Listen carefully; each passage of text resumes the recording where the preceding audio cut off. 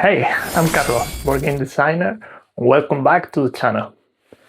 I'm taking a break from the Diary of a Designer this week, and I want to talk about the game instead of the one I'm making. It's called Hansa Teutonica. It came out in 2009, and most people I mentioned it haven't played. A few haven't even heard of it.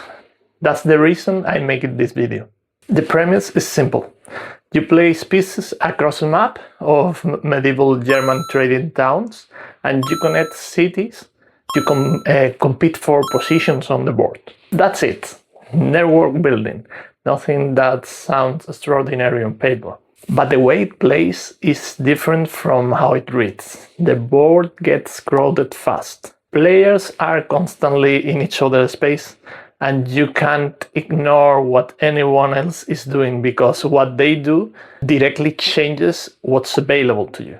Most network games let you mostly build in your own corner, and this one doesn't give you that option. There's one mechanic in this game that I keep thinking about, even years after the first time playing it. When another player kick you out of a position you claim, you get a bonus. So the normal instinct, protect your position, avoid conflict, stop working.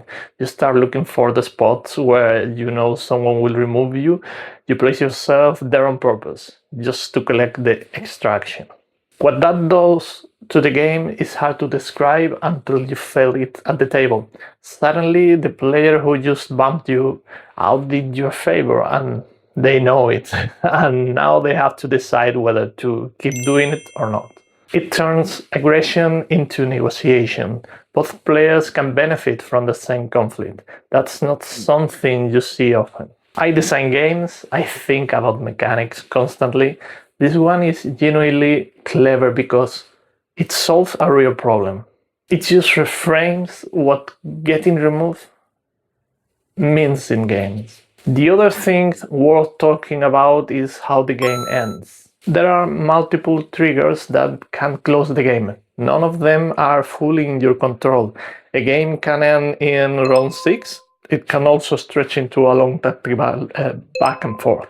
You don't get to decide. You have to read the table, read what other players are building toward, and constantly recalibrate your plan. That's create a specific kind of tension. You're always asking, is this game almost over? Should I be rushing or playing long? You never fully know. Some people find that uncomfortable. I think it's one of the best things about it. If you play mostly solo or cooperative games, this probably isn't for you. The whole game is interaction. Remove that and you have not much left. If you like games where other players are obstacles you have to navigate, where reading the table matters as much as reading your own hand, this is worth your time.